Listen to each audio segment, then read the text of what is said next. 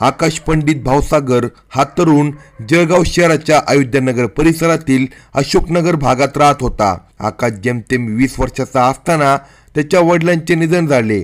वडिलांच्या निधनानंतर आकाश कमी अधिक प्रमाणात खचला, मात्र काही दिवसातच त्याने स्वतःला सावरले। लवकरच तो मोठ्या हिमतीने स्वबळावर उभा राहिला। जळगाव शहराच्या अजिंठा चौफुली परिसरातील ट्रान्सपोर्ट नगर भागात त्याने हर्षल्ली ट्रान्सपोर्ट या नावाने स्वतःचा व्यवसाय सुरू केला। या व्यवसायातून त्याने गगनभरारी घेतली। व्यवसायाच्या माध्यमातून आकाशच्या हातात पैसा खुळखुळ करू लागला। ट्रान्सपोर्टचा व्यवसाय सुरू असताना आकाशने व्याजाने पैसे देण्याचा व्यवसायही सुरू केला। आकाशवर लक्ष्मीची कृपा असताना त्याचे पूजा नावाच्या तरुणीवर प्रेम जडले। आकाश आणि पूजा यांच्यातील संभाषण दिवसेंदिवस वाढत गेले। संभाषणातून सहवास आणि सहवासातून दोघांचे एकमेकांवरील प्रेम घट्ट होत गेले। दोघांनी एकमेकांसोबत प्रेमविवाह करण्याचा निर्णय घेतला। आकाश आणि पूजा भिन्न समाजाचे होते, मात्र जातीपातीच्या भिंती तोडून आणि समाजातील काही नातेवाईकांचा विरोध झुगारून दोघांनी एकमेकांसोबत सन 2018 मध्ये प्रेमविवाह केला। प्रेमविवाहानंतर आकाशची प्रेयसी पूजा त्याची रीतसर बायको झाली। बायकोच्या रूपात पूजा त्याच्या घरी राहण्यात आली, अर्थात संसार करण्यात आली। आकाशसोबत पूजाने लग्न करण्यास तिच्या माहेरच्या काही नातेवाईकांचा विरोध होता। त्यात तिचा मावस भाऊ अजय मंगेश मोरे याचा या लग्नाला विरोध होता असे म्हटले जाते। पण सर्व विरोध झुगारून आकाश आणि पूजा एकमेकांचे जीवनसाथी झाले। बघता बघता दोघांचा संसार फुलत आणि भरत गेला। दोघांच्या संसार वेलीवर सुरुवातीला एका पुत्ररत्नाचे आगमन झाले। त्यांनी त्याचे नाव श्री असे ठेवले। दोघांच्या लग्नानंतर नवलाईचे 9 दिवस भुरकन निघून गेले। पहिले पुत्ररत्न झाल्यानंतर दोघांच्या संसारात काही ना काही कारणावरून कुरबुरी सुरू झाल्या। या कुरबुरींना वैतागून पूजा तिच्या माहेरी निघून गेली। ती माहेरी निघून गेल्यानंतर तिचा मावस भाऊ अजय मोरे तिच्या संपर्कात आला। अजय हा नात्याने पूजाचा मावस भाऊ असला तरी त्यांच्यात प्रेमसंबंध निर्माण झाल्याची चर्चा सुरू झाली। या चर्चेची धग तिचा नवरा आकाशपर्यंत गेली आणि त्याच्या मनाचा भडका उडाला। पूजा आणि अजय यांच्यातील चर्चेने आकाशच्या मनात संशयाने जागा घेतली, त्यामुळे त्याने तिच्यासोबत वाद घालण्यास सुरुवात केली। काही दिवसांनी वाद कमी अधिक प्रमाणात सौम्य झाल्यानंतर ती पुन्हा आपल्या सासरी आकाशकडे राहण्यात आली। अजयच्या विषयावरून दोघा नवरा बायकोमध्ये पुन्हा वादाची ठिणगी पडू लागली। दोघा नवरा बायकोमधील वाद पोलिसात गेला। पोलिसांनी दोघांमध्ये समेट घडवून आणला। समेट घडवल्यानंतर पुन्हा दोघे गुण्यागोविंदाने आपल्या संसाराला लागले।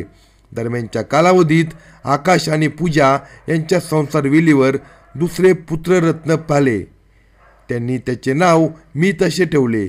अधूनमधून कमी अधिक प्रमाणात आकाश आणि पूजा या नवरा बायकोमध्ये धुसफूस सुरूच होती। त्यामुळे आकाशची आई तिच्या विवाहित मुलीकडे भुसावळ तालुक्यात राहण्यास निघून जात होती। आकाशच्या आईच्या हृदयावर शस्त्रक्रिया झाली असल्यामुळे तिला घरातील वाद सहन होत नव्हता, त्यामुळे ती अधूनमधून मुलीकडे राहण्यास जात होती। दोघा नवरा बायकोमध्ये अजयच्या विषयावरून निर्माण होणारा वाद कधीकधी उफाळून येत होता। त्यामुळे एके दिवशी संतापाच्या भरात आकाशने अजयला 14वे रत्न दाखवले, अर्थात त्याला चांगला चोप दिला। तेव्हापासून अजयच्या मनात आकाशबद्दल चीड निर्माण झाल्याचे म्हटले जाते। आकाशला एके दिवशी चांगली अद्दल घडवायची असे अजयला राहून राहून वाटत होते। काळ पुढे पुढे सरकत होता। पूजा आता पूर्णपणे आपल्या संसारात रममाण झाली होती। दोघांच्या संसारात अजय हा विषय जवळपास संपला होता, मात्र आकाशने दिलेला मार अजय विसरला नाही। आकाशला जन्माची अद्दल घडवायची असे अजयने मनाशी निश्चित केले।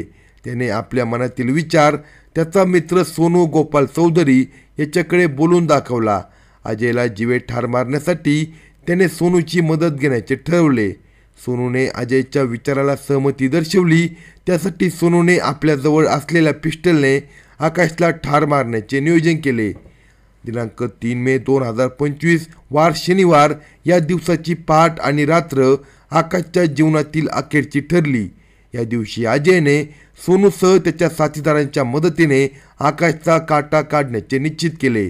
त्या ठिकाणी सायंकाळी अजय मोरे, सोनू मोरे आणि एक अल्पवयीन मुलगा असे तिघेजण मेरून तलावाच्या ट्रॅकवर मद्यपान करत होते. मद्यपान करताना अजय आणि सोनू या दोघांनी मिळून आकाशचा खात्मा करण्याचे ठरवले. या नियोजनाची सूत्रे अजयकडून सोनूने आपल्या हाती घेतली. बराच वेळ तिघेजण मेरून ट्रॅकवर दारू पित होते. त्यानंतर तिघेजण ते राहत असलेल्या कासमवाडी परिसरात अंधार पडल्यानंतर आले. कासमवाडी परिसरात एका झाडाखाली बसलेल्या बाकावर पुन्हा तिघेजण सोबत बसले. यावेळी अजय पुन्हा बियर प्यायला बसला. आज आकाशला पिस्टलच्या गोळीने ठार करायचे हे सोनूच्या मनात होते. मात्र तरी देखील पर्यायी व्यवस्था म्हणून कोयता सोबत ठेवण्याचे त्याचे नियोजन होते. सोनूच्या मनातील विचार केवळ अजयला चांगल्या प्रकारे माहीत असला तरी प्लॅनचा रिमोट केवळ सोनूकडेच होता. काही वेळाने अजयच्या ओळखीचा अजून एक अल्पवयीन मित्र त्या ठिकाणी आला. नंतर आलेल्या अल्पवयीन मुलाला सोनूने त्याच्या एका नातेवाईकाकडे जाऊन कोयता घेऊन येण्याचे फरमान सोडले. त्या अल्पवयीन मुलाने निमूटपणे ठरलेल्या ठिकाणी जाऊन हाती पडलेला कोयता कापडात गुंडाळून आणला आणि तो सोनूच्या हवाली केला. पिस्टलसह गरज पडल्यास प्रसंगी अतिरिक्त हत्यार म्हणून कोयता हाती पडल्यानंतर सोनूने सगळ्यांना आपल्यासोबत चालण्याचे फरमान जारी केले. त्यावेळी रात्रीचे 9:30 वाजले होते. अजय, सोनू आणि 2 अल्पवयीन असे चौघेजण सोनूच्या इशाऱ्यावर त्याच्यासोबत 2 व्हीलरवर जाण्यास निघाले. कुठे जायचे, काय करायचे आहे, कसले नियोजन करायचे आहे हे सर्व सोनूला माहिती होते. सोनूला फक्त अजयकडून आकाश राहत असलेल्या घराच्या पत्त्याची गरज होती. मात्र अजयला आकाशच्या घराचा पत्ता नीट सांगता येत नव्हता. सोनूच्या ताब्यातील ॲक्टिवा गाडीवर चौघेजण पुढे जाण्यास निघाले. एस.टी. वर्कशॉपजवळ असलेल्या दारूच्या दुकानावर सोनूने गाडी उभी केली. काही वेळाने ते सोनूच्या घरी गेले.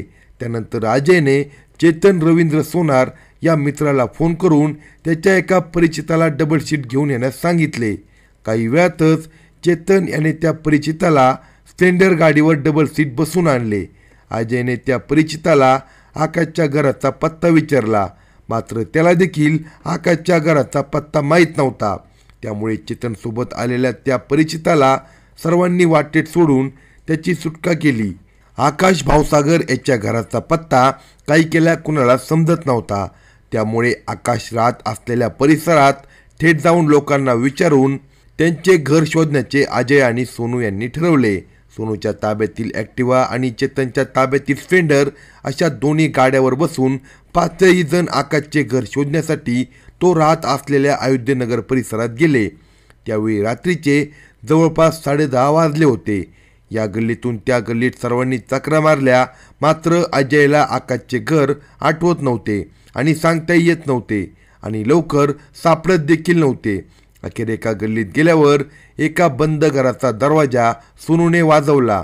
यावेळी सावधगिरीचा उपाय म्हणून अजय आणि त्याच्यासोबत असलेला एक अल्पवयीन मुलगा असे दोघेजण त्या घरापासून लांब उभे राहिले. त्या घरासमोर चेतन आणि दुसरा अल्पवयीन मुलगा असे दोघे थांबून होते. सोनूने दार वाजवले. नेमके तेच घर आकाशचे निघाले. मात्र तो घरी नव्हता. घराचा दरवाजा वाजवून देखील आतून कुणी उघडत नव्हते. मात्र त्या घराच्या बाजूच्या खिडकीत सोनूला एक विवाहिता दिसली. सोनूने त्या विवाहितेला आकाश भावसागरचे घर कोणते आहे अशी विचारणा केली. त्यावर तिने घराची कडी बाहेरून लावली असल्याचे सांगत दाराची कडी बाहेरून उघडण्यास सांगितले. सोनूसोबत असलेल्या अल्पवयीन मुलाने त्या घराची बाहेरून लावलेली कडी उघडली. दार उघडल्यानंतर ती विवाहिता बाहेर आली. हेच घर आकाशचे असून काय काम आहे असे त्या विवाहितेने सोनूला विचारले. ती विवाहिता आकाशची बायको पूजाच होती. सोनूने पूजाला म्हटले, आम्हाला आमची गाडी गहाण ठेवून आकाशकडून व्याजाने पैसे घ्यायचे आहे. त्यावर पूजाने त्याला सांगितले की आम्ही पूर्वी व्याजाने पैसे देत होतो, आता मात्र आम्ही देत नाही. आकाशचा नेमका ठाव ठिकाणा मिळवण्यासाठी सोनूने त्याला फोन लावण्यास पूजाला सांगितले.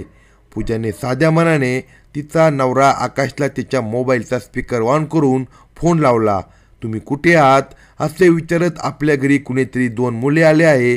ती मुले गाडी गहाण ठेवून व्याजाने पैसे मागत असल्याचे त्याला सांगितले. त्यावर बायकोकडून आकाशने त्याच्या घरी आलेल्या सोनूसोबत स्पीकर ऑन केलेल्या फोनवर बोलणे केले. त्याने सोनूला तुझे नाव काय, तुला माझ्याकडे कुणी पाठवले, माझ्या घराचा पत्ता कुणी दिला असे विविध प्रश्न विचारले. त्यावर सोनूने आकाशला एवढे सांगितले की मला गाडी गहाण ठेवून व्याजाने पैसे हवे आहे. त्यावर पलीकडून आकाशने सोनूला सांगितले, मी कालिका माता मंदिराजवळ श्री प्लाझाजवळ असलेल्या A1 बरीज सेंटरजवळ उभा आहे. या ठिकाणी मला भेटायला ये, आल्यावर आपण सविस्तर बोलू. काही भानगड झाली आहे का असा बाबडा प्रश्न पूजाने तिचा नवरा आकाशला घाईगडबडीत फोनवर विचारले. त्यावर पलीकडून काही नाही असे म्हणत त्याने फोन कट केला.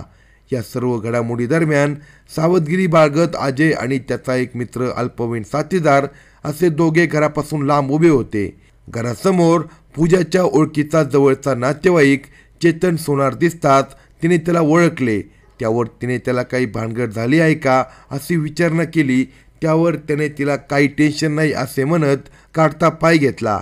मात्र त्याचवेळी पूजाने अजयला देखील पाहिले. सोनूला पुढे करून अजय मागे उभा राहिला होता हे पूजाच्या लक्षात आले. अजयला पाहताच तिच्या मनात शंकेची पाल चुकचुकली. आपल्या नवऱ्यासोबत काहीतरी अघटित होणार अशी शंका तिला सतावू लागली. सर्वजण लगबगीने एका पाठोपाठ दुचाकीवरून जात असल्याचे बघून पूजाला काहीतरी गडबड असल्याची शंका आली. तिने लागलीच तिचा नवरा आकाशला सावध होण्याचा इशारा देण्यासाठी एका पाठोपाठ सलग 2-3 वेळा फोन केले. मात्र आकाशचे दुर्दैव असे की त्याने बायको पूजाचा एकही फोन त्यावेळी उचलला नाही. चेतन चालवत असलेल्या स्प्लेंडर गाडीवर एक अल्पवयीन आणि सोनू चालवत असलेल्या गाक्टिवा गाडीवर त्याच्या मागे दुसरा अल्पवयीन आणि त्याच्या मागे ट्रिपल सीट अजय असे 5ही जण जाण्यास निघाले. वाटेत सोनूने धावत्या गाडीत त्याच्याजवळ असलेला कोयता डबल सीट बसलेल्या अल्पवयीन मुलाकडे दिला. काही झाले तर तू त्याला मार एवढेच त्याने त्या अल्पवयीन मुलाला सांगितले. कुणाला मारायचे, कशासाठी मारायचे हे चेतनसह दोघा अल्पवयीन मुलांना माहितीच नव्हते. त्यामुळे हातात कोयता घेतलेल्या त्या अल्पवयीन मुलाने चेतनला काय झाले असे विचारले असता त्याने मला माहिती नाही असे त्याला सांगितले. रात्रीचे 11 वाजले होते. तेवढ्यात 5ही जण आकाशच्या समोर A1 बरीज सेंटरजवळ साक्षात यमराजाच्या रूपात हजर झाले. त्यावेळी आकाशसोबत 2 मुले उभी होती. त्यावेळी पांढरा शर्ट आणि काळी पॅन्ट घातलेला हाच आकाश आहे का असा प्रश्न सोनूने अजयला केला. त्यावर अजयने हाच आकाश आहे असे उत्तर सोनूला दिले. अजयकडून अपेक्षित उत्तर मिळताच सोनूने थेट आकाशच्या शर्टाची कॉलर पकडली. आकाशला काही समजण्याच्या आत सोनूने त्याच्या कमरेला लावलेले पिस्टल बाहेर काढले. आकाशच्या डोक्याच्या दिशेने पिस्टल रोखून सोनूने गोळी झाडली. नेमकी त्याचवेळी ती गोळी पिस्टलमध्ये अडकली. मात्र मोठा आवाज झाला. पिस्टलमध्ये अडकलेल्या गोळीचा आवाज ऐकून आकाशच्या सोबत असलेली दोन्ही मुले घटनास्थळावरून बरीज सेंटरच्या दिशेने घाबरून पळाली. त्यामुळे सोनूने आकाशला जमिनीवर खाली पाडले. त्याचवेळी अजयने त्याच्या कमरेला लावलेला चाकू बाहेर काढला. तो चाकू अजयने आकाशच्या पाठीवर जोरात मारला. सोनूने त्याच्यासोबत गाडीवर बसलेल्या अल्पवयीन मुलाला वाटेत कोयता दिला होता. त्या कोयत्याने आकाशला मारण्यास सोनूने त्याला सांगितले. त्यावेळी त्या अल्पवयीन मुलाने आकाशच्या कमरेवर, पाठीमागे व कमरेच्या बाजूस कोयत्याने वार करण्यास सुरुवात केली. पुढच्या क्षणी सोनूने आकाशला जमिनीवर लोळवले. कोयत्याने वार करणारा अल्पवयीन बाजूला होताच अजयने आकाशच्या छातीमध्ये चाकू खुपसला.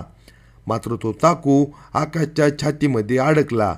आकाशच्या छातीमध्ये अडकलेला चाकू अजयने पूर्ण ताकदीनिशी ओढून बाहेर काढला. त्यानंतर अजयने आकाशच्या डोक्यावर, हातावर, पायावर आणि मांडीवर वार केले. आकाश आता पूर्णपणे अजय आणि सोनूच्या तावडीत सापडला होता. जखमी अवस्थेतील विवळणारा आकाश अजयकडे दयेची भीक मागत होता. अजय मला माफ कर, अजय माझ्याकडून चूक झाली असे आकाश वारंवार अजयला सांगत होता. मात्र चिडलेला अजय समजण्याच्या पलीकडे गेला होता. आकाशने यापूर्वी केलेली मारहाण अजयच्या जिवारी लागली होती. आता वेळ अजयची होती. जीव वाचवण्यासाठी आकाश पूर्ण ताकदीनिशी कसाबसा उठून उभा राहिला आणि श्री प्लाझाच्या दिशेने पळू लागला. आकाश पळत नाही तर हा आपल्याला नंतर मारून टाकेल असे अजय ओरडला. मात्र घटनास्थळावर जास्त वेळ थांबणे चुकीचे ठरेल असा अंदाज सोनूने व्यक्त केला आणि लागलीच पलायन करण्याचे ठरवले. सोनूने काढता पाय घेण्याचे ठरवल्यामुळे सर्वजणांनी तिथून निघून जाण्याचे निश्चित केले.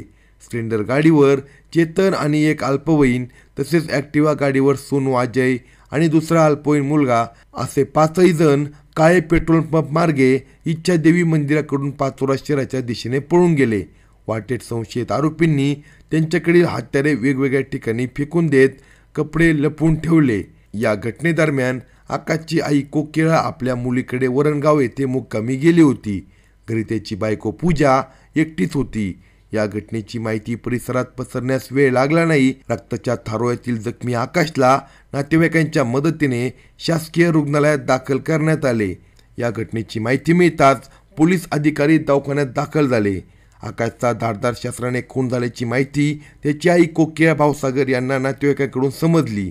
त्याची माहिती मिळताच त्याची आई व बहीण या दोघी मायलेकी तातडीने जळगावला शासकीय वैद्यकीय महाविद्यालय व रुग्णालयात येण्यास निघाल्या. रुग्णालयात दाखल आकाशला डॉक्टरांनी तपासून मयत घोषित केले. आपल्या मुलाचा रक्ताच्या थारोळ्यातील मृतदेह बघून त्याच्या आई व बहिणीने हंबरडा फोडला.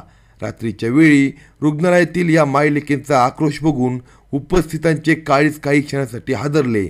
मयत आकाशची आई कोकिळा भावसागर यांनी त्याची सून पूजा घटनास्थळावरील घटना बघून भीतीपोटे पळून जाणारे त्याचे दोघे मित्र आणि इतरांकडून घटनाक्रम समजावून घेतला. आपल्या सुनेने आकाशचे लोकेशन मारेकरांना दिल्याचा समज मयत आकाशच्या आईसह बहिणीचा झाला. त्यामुळे गैरसमजातून सून पूजाला संशयाच्या पिंजऱ्यात ओढण्यात आले. मिळालेल्या माहितीच्या आधारे कोकिळा भावसागर यांनी शनीपेठ पोलीस स्टेशनला सुरुवातीला अजय मंगेश मोरे, चेतन रवींद्र सोनार आणि 3 अनोळखी अशा 5 संशयितांविरुद्ध फिर्याद दिली. 5ही आरोपींना अटक करण्यात आली आहे. अशाच नवनवीन क्राईम स्टोरी ऐकण्यासाठी कलम 302 या मराठी चॅनेलला सबस्क्राईब करा आणि आपल्या प्रतिक्रिया कमेंट बॉक्समध्ये कळवा.